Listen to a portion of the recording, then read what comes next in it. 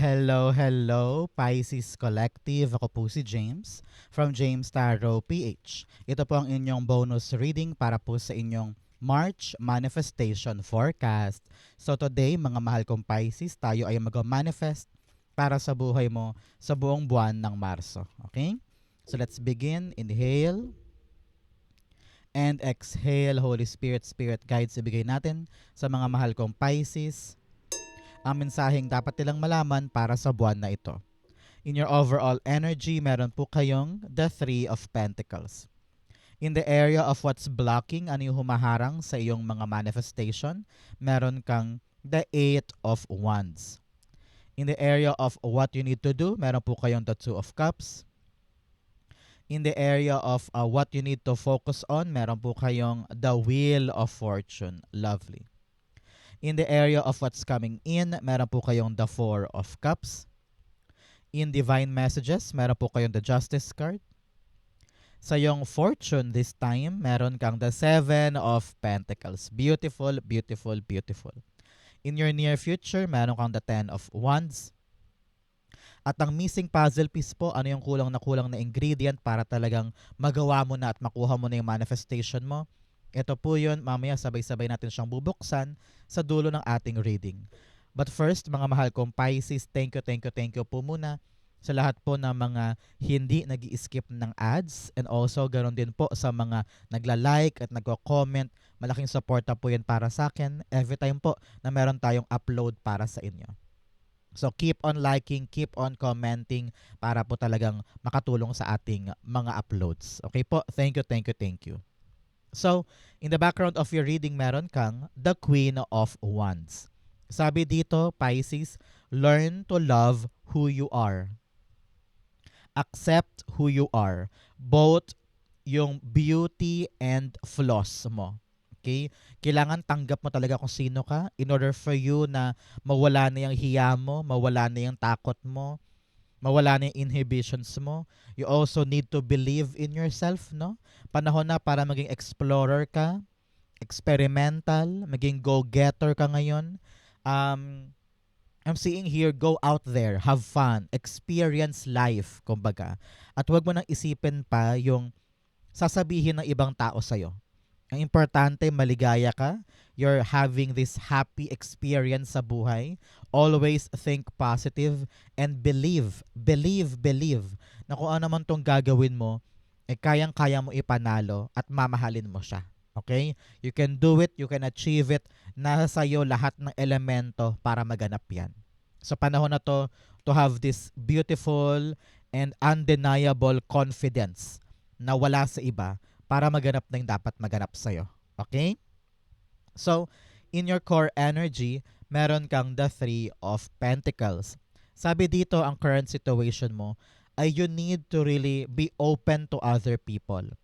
Ihayag mo na yan, ipakita mo na yung ginagawa mo. Kitang-kita ko dito na meron kang inaasikaso and you are afraid to show the people, kung ito man ay katrabaho, kaibigan, magulang, or kasamahan, maaring social media rin ito, na parang ilang na ilang ka sa kanilang sasabihin, sa kanilang reaksyon, sa kanilang judgment. Kaya parang tinatago mo lang dito itong ginagawa mong ito. Sabi ng yung spirit guides, you need to shine this time. You need to show them all what you are capable of, what are your building or creating. Panahon na para i-display sa madla, no? Kung ano man yan. Because nakita ko dito, the right people will support you, the right listeners or the right viewers or the right group mates will appreciate what you're doing. And they are gonna applaud you or support you or give you advice, pwede rin. At makikita mo dito kung sino talaga yung mga taong handang gumabay sa'yo or tumulong sa'yo. Panahon na to para mag-stand out ka. Magpakitang gilas, kumilos, para magkaroon ng katuparan tong nililikha mo na ito. Okay? Clarify natin. The Three of Pentacles being clarified by tumilapon, dalawa, kunin natin. You have the Strength card and the Ace of Cups. Yes, halo-halo emosyon mo. Hindi mo alam kung happy ka ba, excited ka ba, o takot, or naduduwag, or naiilang, hindi mo maintindihan yung emosyon mo eh. Pero one thing is for sure, alam mo kung ano tong kine-create mo. Alam mo kung gaano siya kahalaga at kung gaano siya magiging kapaki-pakinabang sa buhay mo. And gusto mo siyang ipaglaban, alam ng puso mo na mahalaga yan at kung gaano siya ka-impactful sa life mo once na talagang mangyari ito. Kaya ngayon sabi dito, magpakatatag ka, magpakatibay ka, laksan ng loob. Yes, do not rush, huwag mamadaliin, huwag bibiglain, dahan-dahan lang hanggang sa maging gamay mo na siya. And then, be brave to show them all what you are creating this time. Hindi pwedeng nakatago lang yan sa shadows or secret lang forever. You know, kapag ready ka talagang ipakita kung ano man tong kine-create mo or ginagawa mo and you find yourself brave enough para makipagtulungan, makipag-usap, makipag-ugnayan, titibay ito eh. Lalaki, gaganda at magkakaroon talaga ng positive outcome dito. Iiyak ka ng sobrang saya dahil hindi mo akalain na kaya mo na asikasuhin yan with these people. So ngayon, be receptive. Be appreciative of the people na handang gumabay sa'yo or sumuporta sa'yo sa ginagawa mong ito. Kasi kayang-kaya mo. You have the Ace of Cups. Really a brand new beginning. It will make you so emotional in a positive way dahil kinaya mo siyang gawin hanggang dulo. So congrats po. Okay? So Pisces, ano ba itong mga minamanifest mo? Comment down below. Ito na yung best time dali. Comment mo na yan sa baba para mangyari na sa buhay mo yung manifestation mo. Okay? In what's blocking, meron kang shadow dance and self-compassion. Sabi dito, maging mabait ka sa iyong sarili. Huwag mo laging kausapin ang sarili mo ng mali or pagalit or padabog or lagi mong sinisisi ang sarili mo sa mga maling bagay. Tao ka lang. So you need to always encourage yourself. Ikaw dapat ang unang cheerleader ng sarili mo. Ikaw dapat ang number one fan mo, di ba? So, always be compassionate sa sarili. Kung kaya mo maging mabait, mapang-unawa sa iba, ganoon ka rin dapat sa sarili mo. Okay? You have shadow dance. Sabi dito, matutunan mo dapat gumalaw sa agos ng buhay. You need to really dance your life and make sure na hindi ka hihinto at talagang mag-give in sa hirap, sa pagod, sa kalbaryo. Kapag natutunan mong sumayaw sa agos ng buhay, kahit anong problema, kahit anong obstacle, kakayanin mo. So learn to dance this time in order for you to be open at magkaroon ng fluid movement sa buhay mo. Okay? In your blockages, meron kang the 8 of Wands. Sabi dito, ng iyong spirit guides, I don't know why, parang sinasabihan ka na medyo makupad ka this time. Parang ang bagal-bagal, inaantala mo daw, kulang ka rin daw sa focus, sa motibasyon, na ilaban yung isang bagay or ituwid yung isang bagay. Narinig ko marami ka rin daw excuses, marami ka rin daw mga dahilan, kaya lalong tumatagal at naghahanap ka ng reason para ito'y hindi mo maasikaso. Your spirit guides are telling you to give energy sa isang bagay na gusto mong magbunga. And focus. Marami ka rin daw kasing ginagawa ngayon kaya para bagang nawawalan ka ng oras na mag-focus dito. Narinig ko you need to have undivided attention para ito'y bumilis, para ito'y maganap, para ito'y lumayag na. Okay? Panahon to really give yourself the chance na talagang tumutok dyan. Okay? Narinig ko rin dito, sabi, parang kukupad-kubad ka. Yes, I've said kanina na huwag mamadaliin, huwag magra-rush, pero kita ko dito na yung harang mo, parang wala ka talagang masyadong ginagawa. No? Sinasabihan ka dito na gumawa ka naman, pero huwag madaliin. Gumawa ka, umaksyon ka, para meron nangyayari. Parang ganyan, okay? 8 of Wands is being clarified by the King of Pentacles. Yes, now is the right time for you to really, build your empire here. Nakita ng yung spirit guides na kung ano man tong inaasikaso mo na paandap-andap at super bagal mo ginagawa ay talaga magdudulot sa'yo ng stability, comfort, security, at long-lasting na biyaya. No? Example, ang inaasikaso mo ngayon ay gusto mo na magbenta ng mga orchids pero hindi mo siya inaasikaso maayos, no? Paandap-andap, paunti-unti lang, ang tagal pa. So sabi niya, huy, yan talaga yung papayaman sa'yo. Yan ang magpapastable ng life mo. So asikasuhin mo na. Parang ganon. O kaya, ito'y tungkol sa iyong bahay. Ang tagal-tagal mong asikasuhin yung gate. For security mo yan, di ba? So kapag daw inaksyonan mo, it will give you the lifelong or long-term outcome na desire mo talaga.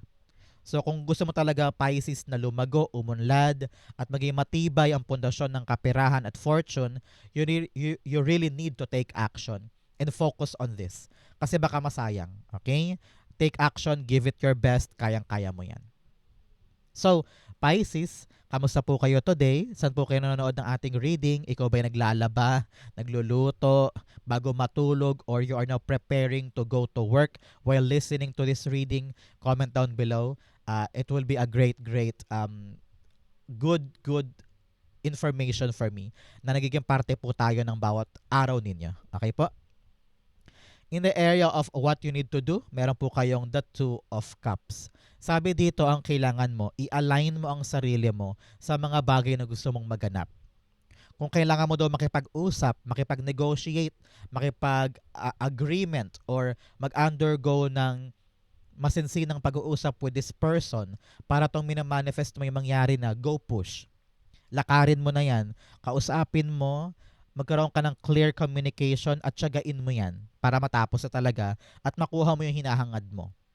But for many Pisces dyan, pinapayuhan ka talaga na i-align mo ang sarili mo sa higher purpose. Ano ibig sabihin nun?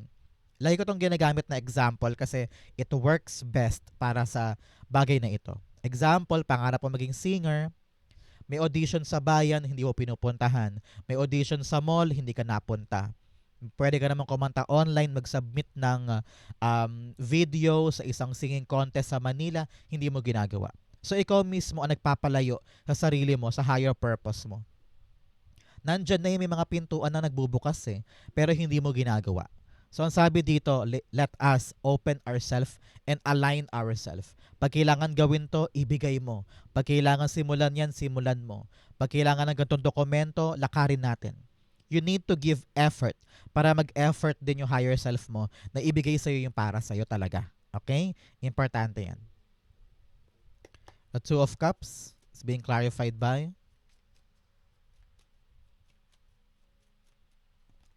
the Queen of Wands. Feeling ko dito kulang ka daw kasi sa kumpiyansa. Lagi mo iniisip na ay baka hindi naman matuloy, ay baka ma-reject lang ako, ay baka hindi pala ako swak dyan, wag na lang. Pinapangunahan mo. Pessimistic ka ngayon, no? Iniisip mo agad yung nega, iniisip mo agad yung ligwak. Kahit wala namang garantiya na ligwak talaga yan. So now, your spirit guides are telling you, be confident, especially sa pagharap sa ibang tao, kung ito man ay interview, negotiation, agreement, pagbebenta sa isang kliyente, kailangan maramdaman mo na confident ka para madali mo makuha yung gusto mo. Kasi kung wala kang lakas ng loob and positivity, sayang yan mapupurnada yan. Kaya sabi dito, wag mo nang isipin pa yung judgment ng ibang tao. Think about yourself and yourself alone. No? Para mapaunlad mo ang buhay mo. Think about yourself and drown the noise around you. And do not let other people's opinion affect you and your goals. Okay? In the area of what you need to focus on, meron ka pong the Wheel of Fortune. Mag-focus ka daw ngayon sa pagganda ng kapalaran mo. Kita mo na na-envision mo na pag ginawa ko to, ito mabibili ko. Pag ginawa ko to, gagaan na yung buhay namin. Pag ginawa ko tong bagay na ito yung magandang resulta. Pinapakita na sa'yo ni Destiny kung ano yung naghihintay sa yung bunga. Ang kailangan mo ngayon, paikutin ang roletang ito, itong Wheel of Fortune. Para to iikot, kilos mo. You need to give your best effort this time.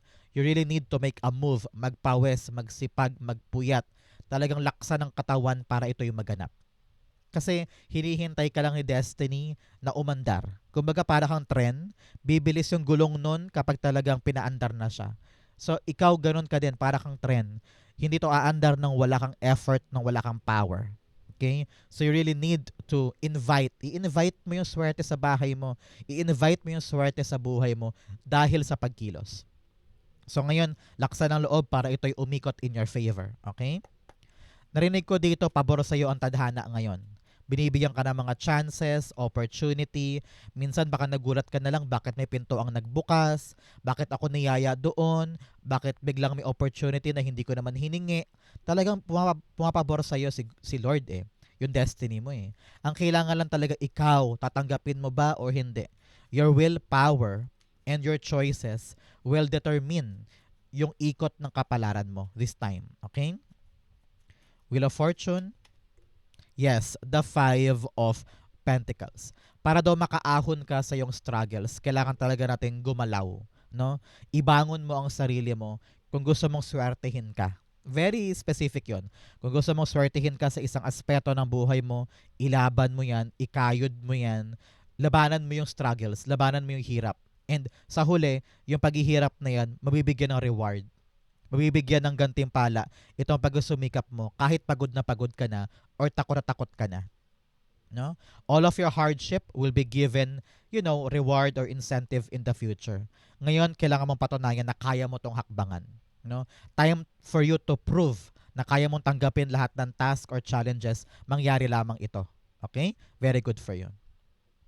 In what's coming in, meron kang embracing enthusiasm, shout to the heavens with happiness. Yes, talagang mag-enjoy ka lang, maging happy ka lang. Huwag mo masyadong dibdibin, huwag mo masyadong ikomplika yung mga bagay-bagay. Pag na-enjoy mo yan, gagaan yan, bibilis yan. Okay? You also have overcoming obstacles. You can overcome anything. Anything kaya mo. Kaya be brave, be strong, kaya mong pagtagumpayan yung bagay na yan.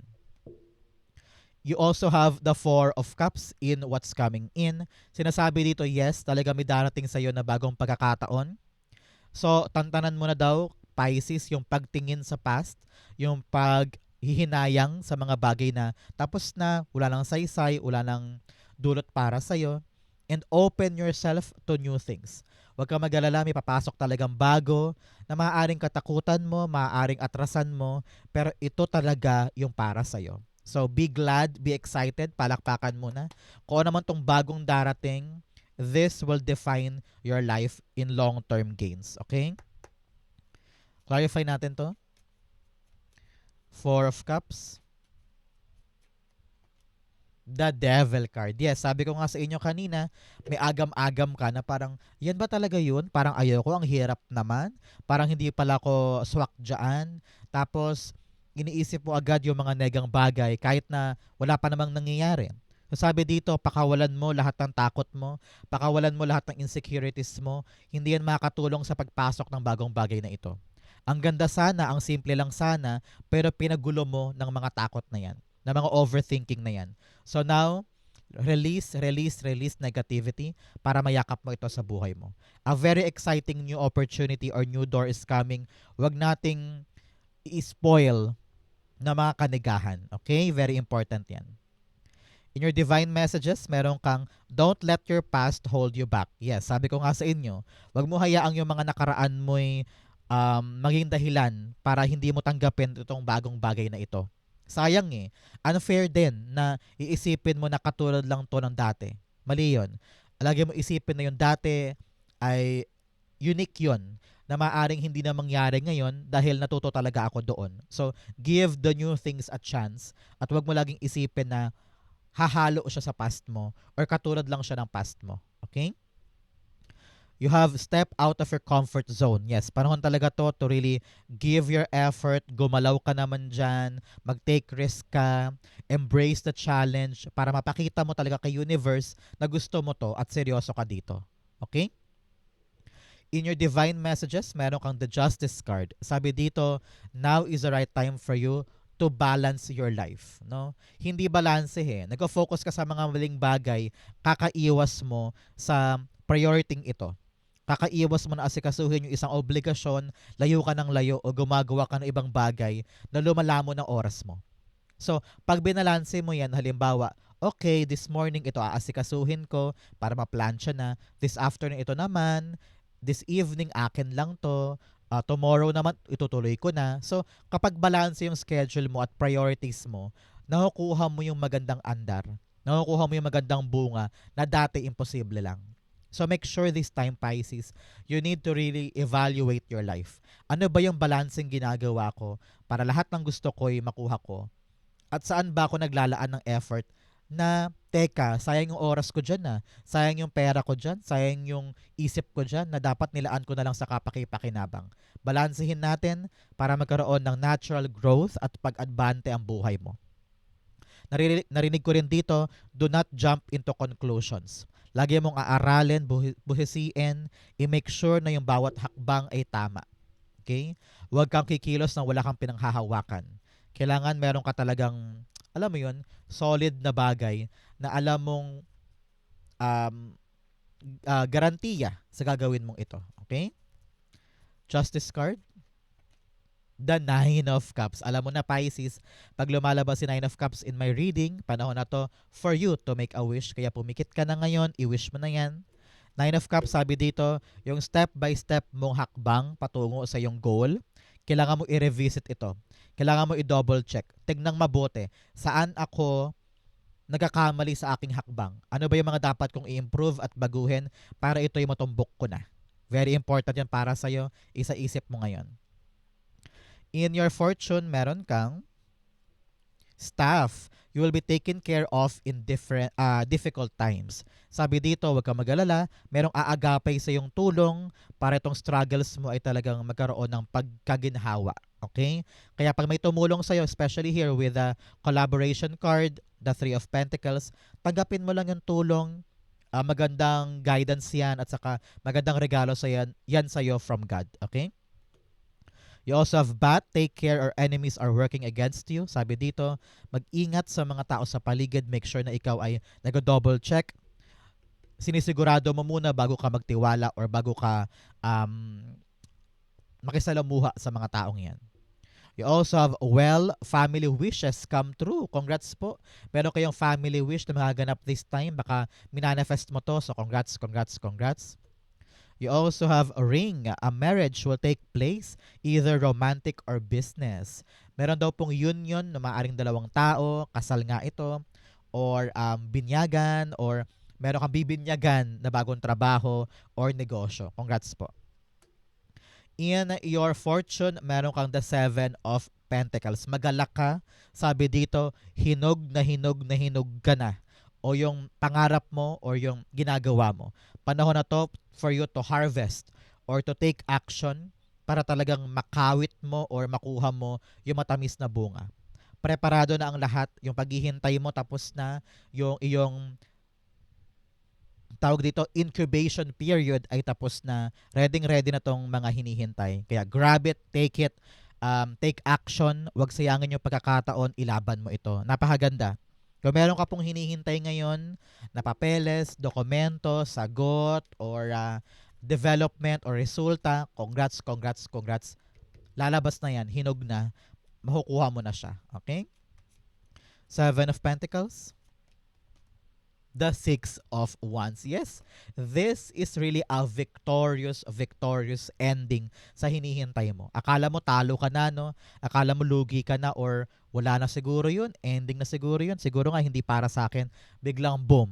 Yung hinintay mo, biglang nag-appear dyan and binuhay nito yung pag-asa sa puso mo and you are now reigning victorious. Lahat ginawa mo lahat binigay mo, maganap lang ito. And here you are. Enjoying and also experiencing yung tagumpay dito sa bagay na ito. So congrats po. A victorious outcome sa mga hinintay. Namnamin mo to, i-celebrate mo to. This is something na milestone sa buhay mo. Congrats po. In your near future, meron kang the Ten of Wands. Sabi dito, pagkakuha ng bunga, na hinog na, di ba? Niyakap mo na tong bagong opportunity and talaga namang you are now ready to take on this challenge at hinayaan mo nang isara yung past at sabi mo, lalaksan ko na ang loob ko, akin to. You also need to think na kailangan ko tong paghirapan. Kailangan ko tong trabahuhin. The work is not done yet. This time around, nakalagpas ka na sa isang milestone after getting what you've been waiting for. Now is the right time for you to prove kay universe, sa tao sa paligid mo, na talaga namang ready ka to put the hard work para magtuloy-tuloy itong success na ito. Okay? Marami ka pang dapat asikasuhin, marami ka pang dapat gawin, pero nakita ko dito, kayang-kaya mo yan. Basta dedicated ka lang, palaban, patalino, motivated, kayang-kaya mo ipanalo yung laban na yan. Okay? Ten of Wands, the Wheel of Fortune. Yes, para daw patuloy na umikot ang swerte sa buhay mo, patuloy na gumanda ang kapalaran mo, kumita ka ng malaki, or ma-provide mo yung needs mo, or bumuti talaga ang buhay in general, you need to put all of your effort dito. Magsumikap, pag kailangan ka doon ng 7 a.m., nandun ka ng 7 a.m. Kung kailangan magpasa ng ganitong karaming bagay, magpasa ka. Kung kailangan bumiyahe ka doon, bumiyahe ka. Your wheels are turning base sa iyong mga effort. Kaya, laksan ng loob, ilaban mo ito. You will win this. Okay? You will win this. Your hard work will definitely give you good fortune this time. Congrats po.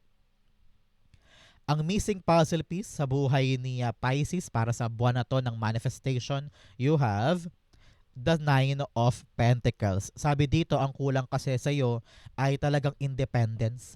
Bumangon sa sariling paa, ilaban yung sariling pangarap. Panahon na to really bring, to build your empire and have the money on your own.